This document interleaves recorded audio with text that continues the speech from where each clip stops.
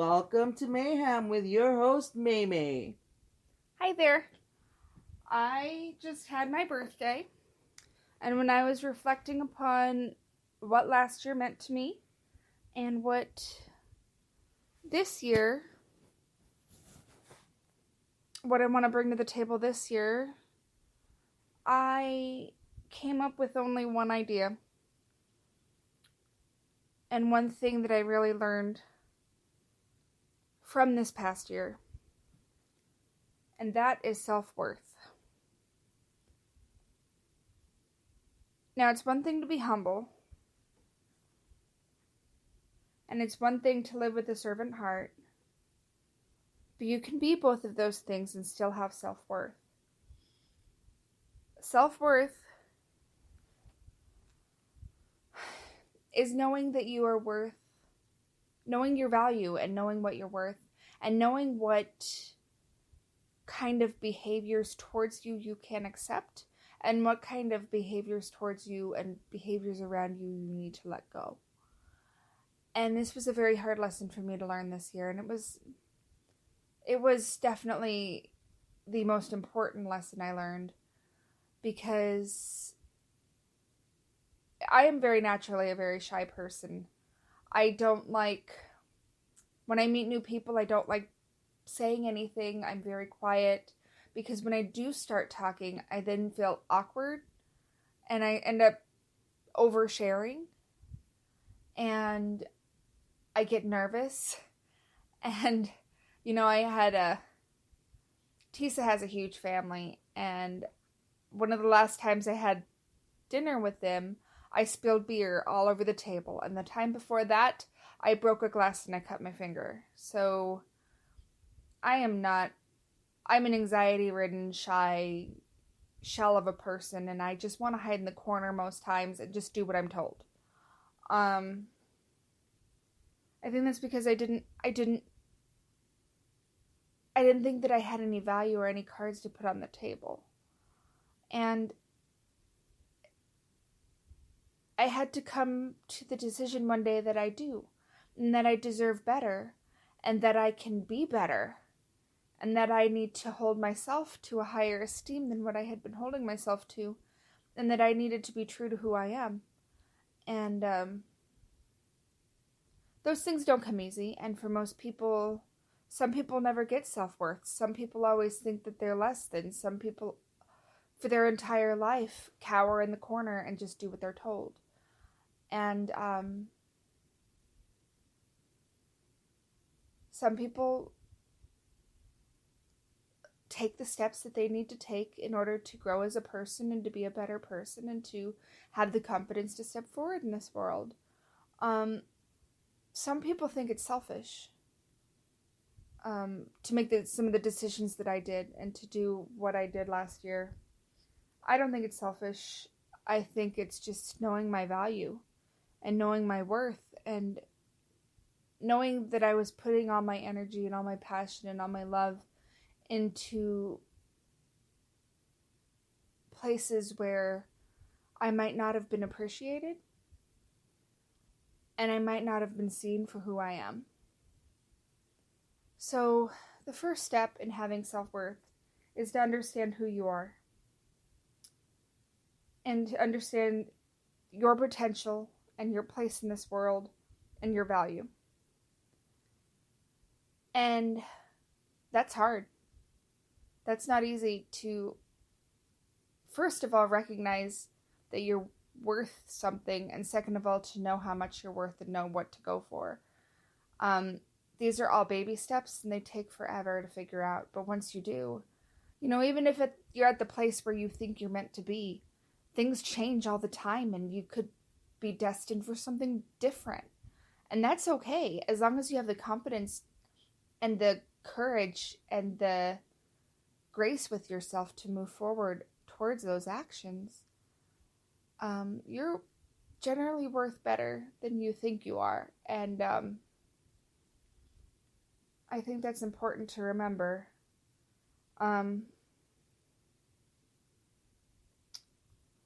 When it comes to being a mom, that's another place where nobody, being a mom is hard, and everybody's a different kind of mom.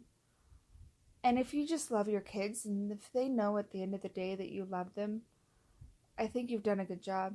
If they ever have to question that, then maybe you need to show your love a little bit more. And everybody does that a different way. And some people like to be really regimented with their kids and have a schedule, and some people are more laissez-faire, and they're both okay. Neither one of them are right, neither one of them are wrong, but having the mom guilt and the mom shame isn't going to help anybody out. So know that you're worth it, and know that you're a good mom no matter what.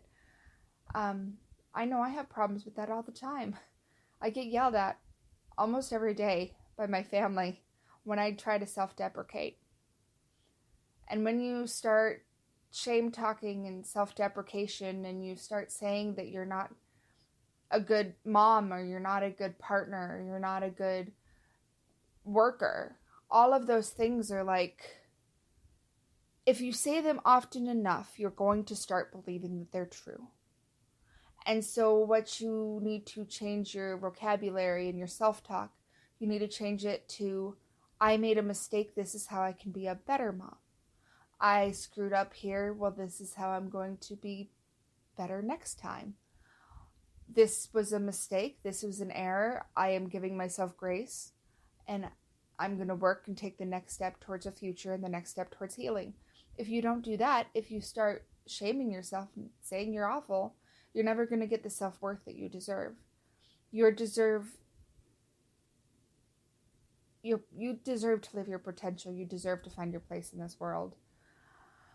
The book I wanted to talk about today is one that I mentioned in a previous podcast, but I'm going to talk about it at length here. It's called The Nix. The Nix is a really interesting book. It's by a guy named Nathan Hill. And I don't know much about Nathan Hill. Normally I know who my authors are and where they live and everything, but I don't know much about him other than that this was his debut novel. And it is about a man whose mom left him when he was a little boy. And it's about the mom who left. And she's an older lady now. And she happens to see a politician that she's not fond of.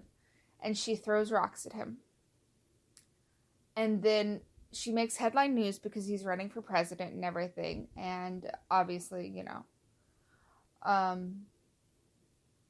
and so the son gets approached to make a book deal about his mom. And so the job is that he has to research his mom and write an essay about having her as a mother in her life and everything. And the book publishers want him to lean this towards a book to hopefully get this candidate presidency. And he leans in and he starts researching his mom, and it's kind of the story of him, and it's a story of his mom.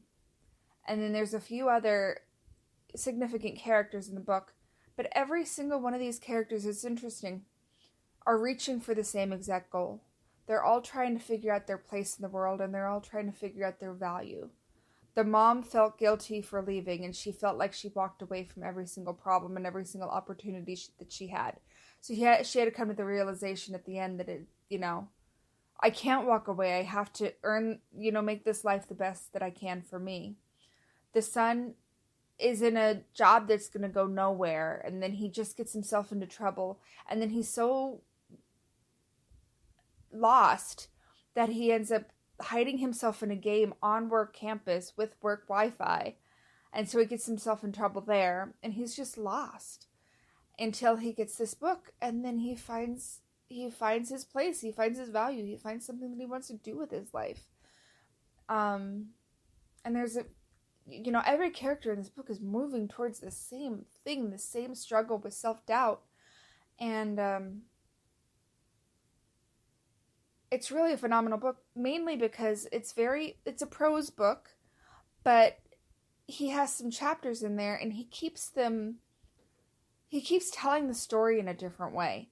So, he has one chapter that's a choose your own adventure. He has one chapter that is, almost like reading texts. It's really innovative the way that he wrote that book, and it's a really it's a long book, but it's well worth the read.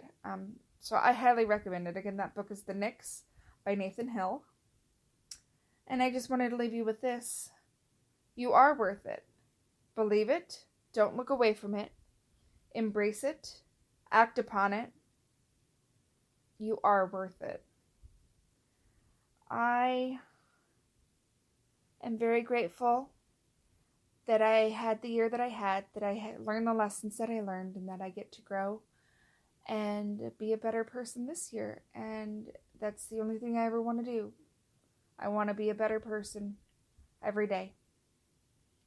And thank you for listening. Have a good day. Bye.